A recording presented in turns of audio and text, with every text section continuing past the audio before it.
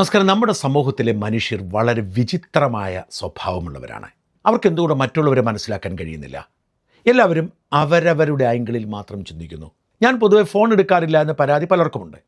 അതിന് കൃത്യമായ കാരണമുണ്ട്. ഞാൻ 100,000 പരിപാടികളുടെ പിന്നാലെ ആയിരിക്കും. മിക്കപ്പോഴും സ്റ്റുഡിയോയിലായിരിക്കും റെക്കോർഡിങ്ങിന്, അല്ലെങ്കിൽ പറമ്പിൽ പണിയായിരിക്കും, അല്ലെങ്കിൽ യാത്രകളിലായിരിക്കും, അല്ലെങ്കിൽ കുടുംബത്തോടൊപ്പമായിരിക്കും, അല്ലെങ്കിൽ ഉറക്കമായിരിക്കും, അല്ലെങ്കിൽ കോടതിയിലായിരിക്കും. ഇങ്ങനെ ഒരുപാട് പരിപാടികളുണ്ട്.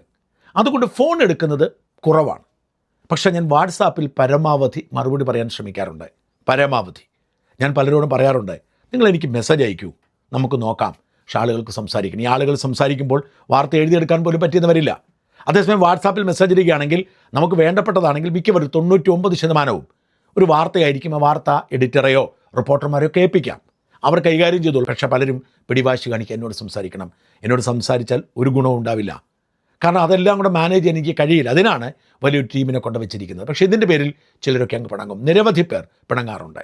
ഞാൻ അഹങ്കാരിയാണെന്ന് പറയാറുണ്ട്. പക്ഷെ മനസ്സിലാക്കുന്നില്ല എങ്ങനെയാണ് ഞാനൊരു മനുഷ്യൻ എന്ന നിലയിൽ ഇതൊക്കെ കൈകാര്യം ചെയ്യുന്നത് എന്ന്. പരമാവധി ആളുകൾക്ക് ഞാൻ മറുപടി കൊടുക്കാറുണ്ട്. ഇതിനിടയിൽ ചില വിചിത്രമായ ഇടപെടലുകൾ നമ്മളെ അത്ഭുതപ്പെടുത്താറുണ്ട്. നമ്മൾ പരിഗണനയും കരുതലും കൊടുത്താൽ പോലും അത് മനസ്സിലാകാത്ത മനുഷ്യർ. കഴിഞ്ഞ ദിവസം ഉണ്ടായ ഒന്ന് രണ്ട് സംഭവങ്ങൾ പറയാതിരിക്കാൻ നിവൃത്തിയില്ല. ഞാൻ ബോധപൂർവം ഇവരുടെ ആരുടെയും പേരോ വിശദാംശങ്ങളോ വെളിപ്പെടുത്തുന്നില്ല. മറുനാട് ഒരു തെരഞ്ഞെടുപ്പ് പ്രവചന മത്സരം നടത്തിയെന്ന് എല്ലാവർക്കും അറിയാം. 1ാം സമ്മാനം 1 പവൻ സ്വർണവും, 2-3 സമ്മാനങ്ങൾ ഐഫോണും, ബാക്കിയെല്ലാം ഇടുക്കി കുളമാവിലെ കാനൻ എന്ന് പറഞ്ഞ റിസോർട്ടിൽ ഒരു ദിവസത്തെ താമസവുമായിരുന്നു ഒരു കുടുംബത്തിന്. അതെല്ലാം പ്രഖ്യാപിച്ചു. 1-2 സ്ഥാനം കിട്ടിയവരിൽ ഒരാളെ കണ്ടെത്തി. ഈ മറ്റൊരാളെയും കൂടി ഞങ്ങൾക്ക് കാത്തിരിക്കേണ്ടി വന്നതുകൊണ്ടാണ് കൊടുക്കാതിരുന്നത്. കൊടുക്കാവുന്ന സമയം മുഴുവൻ തീർന്നു. ഈ ദിവസങ്ങളിൽ ഇതിൽ തീരുമാനമുണ്ടാവും. എന്നാൽ ബാക്കിയുള്ളവർക്ക് ഈ കാനന റിസോർട്ടിൽ വൗച്ചർ ഞങ്ങൾ അയച്ചു കൊടുത്തു. ഒരാൾ ക്ഷുഭിതനായി ഇങ്ങനൊരു മെസ്സേജ് അയച്ചു. ഞാൻ കാനന റിസോർട്ട് മാനേജറെ വിളിച്ചു, ഫാമിലിയോട് ഒന്നിച്ച് ഒരു ദിവസം താമസമെന്ന് പറഞ്ഞിട്ട് അവർ പറയുന്നു, എനിക്കും ഭാര്യയ്ക്കും 8 വയസ്സിൽ താഴെയുള്ള 2 കുട്ടികൾക്കും തിങ്കൾ മുതൽ വെള്ളി വരെയുള്ള ദിവസങ്ങൾ, എൻ്റെ കുട്ടികൾക്ക് 19-17 വയസ്സുണ്ട്. അതുകൊണ്ട് അവർക്ക് ക്യാഷ് കൊടുത്ത് താമസിക്കണം, ആഹാരമില്ല. ഇതൊന്നുമേ മുന്നേ നിങ്ങൾ പറഞ്ഞില്ല. ശരിക്കും മനുഷ്യനെ കബളിപ്പിക്കുന്ന പണിയായിപ്പോയി. ഇത് കഴിഞ്ഞ് അദ്ദേഹം ഒരു വോയിസ് ക്ലിപ്പ് ഇട്ടു. ഇതിനകത്ത് എൻ്റെ ശക്തമായ പ്രതിഷേധം നിങ്ങളുടെ എഡിറ്ററെ, അതായത് മറുനാട് മലയാളിയുടെ എഡിറ്റർ ഷാജൻ സ്ക്രിയയെ അറിയിക്കുക. കാരണം ഒരു കാര്യം പറഞ്ഞത് ഇങ്ങനെയൊന്നും ഇതിനകത്ത് പറഞ്ഞിട്ടില്ല. പറഞ്ഞിരുന്നത് ഫാമിലിയോടൊപ്പം ഒരു ദിവസം അവിടെ താമസിക്കുന്ന കാര്യമാണ് പറഞ്ഞത്. അപ്പോൾ അവിടെ ഫുഡില്ലെന്നോ, അല്ലെങ്കിൽ പിള്ളേർക്ക് 8 വയസ്സിൽ താഴെയുള്ള പിള്ളേർ, അപ്പോൾ അങ്ങനെയുള്ളവർ മാത്രം അങ്ങനെയാണെങ്കിൽ ഇതിൽ പങ്കെടുത്താൽ മതിയായിരുന്നല്ലോ. ഒരു ഇലക്ഷൻ ഇത് കൊടുക്കുമ്പം ഇതിൽ കിട്ടുന്നവരെ 8 വയസ്സിൽ താഴെയുള്ളവർക്കേ അത് കിട്ടത്തുള്ളൂ എന്ന് പറഞ്ഞിരുന്നില്ലല്ലോ. എൻ്റെ പിള്ളേർക്ക് 19-17 വയസ്സുള്ള പിള്ളേരാണ്. അപ്പം എനിക്ക് അങ്ങനെ തന്നെ അവിടെ പോയി താമസിക്കേണ്ട ഇപ്പം അത്യാവശ്യമൊന്നുമില്ല. ഒരു ദിവസം പോയി കിടക്കേണ്ടേ, അങ്ങനെയുള്ള കൊതിയൊന്നുമില്ല. ഫുഡും കിട്ടത്തില്ല, ഒരു ബ്രേക്ക്ഫാസ്റ്റ് പോലും പിറ്റേ ദിവസത്തെ ഇല്ല, രാവിലത്തെ അതും ഇല്ല. അപ്പം ഫുഡും ഇല്ല, പിള്ളേർക്കും ഇത് കിട്ടത്തില്ല. പിന്നെ 2 പേർക്ക് അവിടെ പോയി കിടക്കണം. പിള്ളേരെ കൊണ്ടുപോകണമെങ്കിൽ അവർക്ക് എക്സ്ട്രാ കൊടുക്കണം. അങ്ങനെയാണ് ഞങ്ങൾക്ക് വേറെ എവിടെയെങ്കിലും പോയി റൂം എടുത്ത് ഞങ്ങൾക്ക് താമസിക്കത്തില്ലയോ?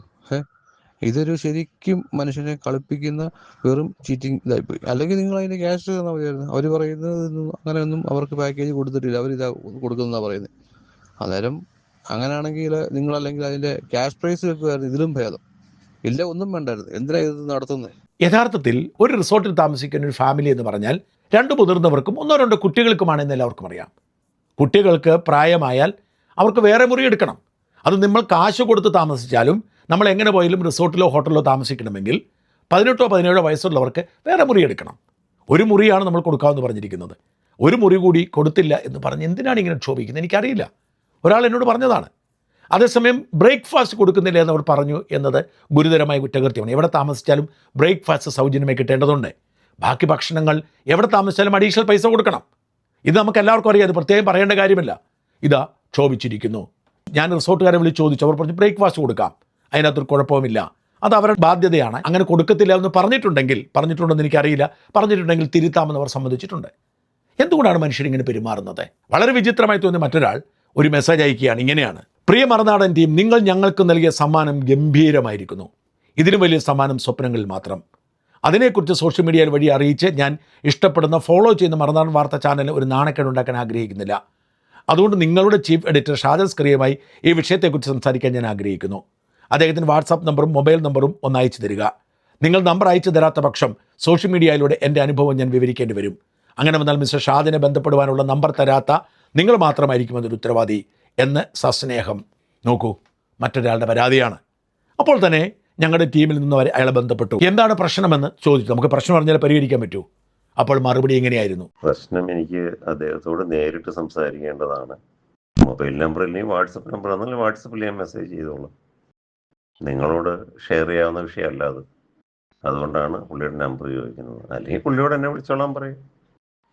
ഞാൻ ഇന്നയാളാണെന്നും എൻ്റെ പേരും കാര്യങ്ങളും ഇങ്ങനെ ഇന്നത് കിട്ടിയ ആളാണ്, ഇങ്ങനെ മെസ്സേജ് ഇട്ടിട്ടുണ്ടെന്നുള്ള കാര്യം പുള്ളിയോട് സംസാരിച്ചിട്ട് പുള്ളിയോട് എന്നെ വിളിക്കാൻ പറയും. അതല്ലെങ്കിൽ പുള്ളിയുടെ വാട്സപ്പ് നമ്പർ തരിക, വാട്സപ്പ് നമ്പറിൽ ഞാൻ ചാറ്റ് ചെയ്തോളാം. ഇതാണ് ഇദ്ദേഹത്തിൻ്റെ സമീപനം. എന്താണ് വിഷയമെന്ന് പറയാൻ ആഗ്രഹിക്കുന്നില്ല. ഒടുവിൽ ഞങ്ങൾ ഇദ്ദേഹത്തിൻ്റെ വിശദാംശങ്ങൾ ഈ കാനനം റിസോർട്ട് ഉടമ മനോജിനെ ഏൽപ്പിക്കുന്നു. അദ്ദേഹം ഇദ്ദേഹത്തിൻ്റെ മെസ്സേജ് അയക്കുന്നു.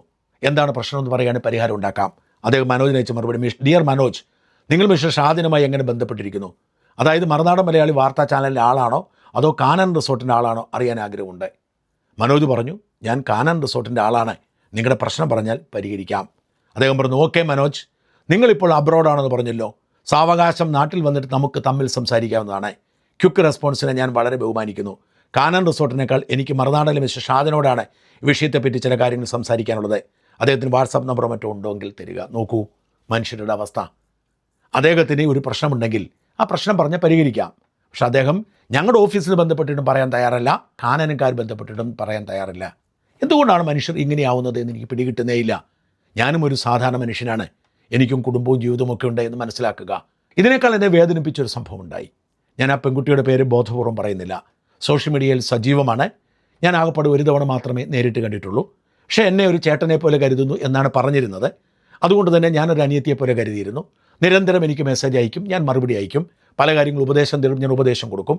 എൻ്റെ ഉപദേശമാണ് ജീവിതത്തിൽ ഏറ്റവും വലുത്, അതുകൊണ്ട് സ്വീകരിക്കുമെന്നാണ് പറഞ്ഞിരുന്നത്. ജീവിതത്തിൽ ചെറിയ കാര്യങ്ങൾ പോലും എനിക്ക് അയക്കും. ഞാൻ ചെറിയ മെസ്സേജുകൾ അയക്കാറുണ്ട്. അങ്ങനെ ഇരിക്കെ ഈ അടുത്ത കാലത്ത് അവരൊരു വിവാദത്തിൽപ്പെടുന്നു. അവരുടെ വീഡിയോകളുടെ അടിയിൽ ചില ചീത്തവിളികൾ ഉണ്ടാവുന്നു. അവർ അത് വൈകാരികമായി അതിനോട് പ്രതികരിക്കുന്നു. ഞാൻ അവരോട് പറഞ്ഞു, സോഷ്യൽ മീഡിയയിൽ നമ്മൾ അഭിപ്രായം പറയുമ്പോൾ അങ്ങനെ ഇടപെടേണ്ട കാര്യമൊന്നുമില്ല. ഞാൻ ചെറിയൊരു ഉപദേശം ഓർക്കും. അവരത് സ്വീകരിച്ചു. അങ്ങനെ ഇരിക്കവേ വീണ്ടും അതിതീവ്രമായൊരു ആക്രമണം ഉണ്ടാവുന്നു. അവർ വളരെ വൈകാരികമായി അതേക്കുറിച്ച് കൈകാര്യം ചെയ്തു. എനിക്കതിന് സ്ക്രീൻഷോട്ട് തന്നു. ഞാൻ പറഞ്ഞു, തീർച്ചയായും കേസ് കൊടുക്കണം, നടപടി കൊടുത്തു, ആളെ കണ്ടെത്തി എന്നൊക്കെ എന്നോട് പറയുന്നു. ഞാൻ പറഞ്ഞു, ഓക്കെ, നമുക്ക് വേണ്ടതുപോലെ കൈകാര്യം ചെയ്യാമെന്ന് പറഞ്ഞു. അതിനിടയിൽ അവർ കുഞ്ഞിനെ ആശുപത്രിയിലായ കാര്യം എന്നോട് പറയുന്നു. ഞാൻ രാവിലെ എണീക്കുമ്പോൾ ആ മെസ്സേജ് കേട്ടു. ഞങ്ങൾ ഒരാഴ്ചയായിട്ട് ഹോസ്പിറ്റലിൽ അഡ്മിറ്റ് ആയിരുന്നു. കുഞ്ഞായിട്ട് പനി വന്നതായിരുന്നു. കൊണ്ടുപോയപ്പോൾ ഇൻഫ്ലുവൻസ ബി ഡിറ്റക്ട് ചെയ്തു. അങ്ങനെ ഐസൊലേഷനിലായിരുന്നു ഒരാഴ്ച. ഇന്നലെ ഡിസ്ചാർജായി വന്നതേ ഉള്ളൂ.